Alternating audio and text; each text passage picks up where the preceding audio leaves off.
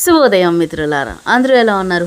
నేనైతే కొత్త సంవత్సరంలో నా బిజినెస్ కోసం అండ్ నా ఫ్యూచర్ కోసం నా బిజినెస్ మంచిగా ఇంకొంచెం ఇంప్రూవ్ చేసుకుందామని ఒక స్టెప్ అయితే ముందుకేసిన.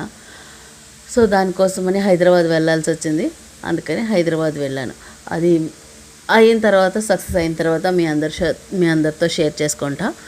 ప్రస్తుతానికైతే ఆ విషయం ఎందుకోసం వెళ్ళాను, ఏం మీటింగ్ అనేది ఇప్పుడైతే చెప్పను. సో ఎలాగో వెళ్ళాను కదా అని మా చెల్లిని కలుద్దామని, దానికి సర్ప్రైజ్ చేద్దామని దాని దగ్గరికి వెళ్ళా. అండ్ అక్కడికి వెళ్ళిన తర్వాత మా చెల్లిని అయితే సర్ప్రైజ్ చేసిన. కొంచెం ఎమోషనల్ అయ్యింది. అది ఎలా ఏడ్చిందో నాకు తెలియదు. నాకైతే అలా ఏడుపు సడన్గా చూసేసరికి. అండ్ విషయాలన్నీ తనతో షేర్ చేసుకున్నా.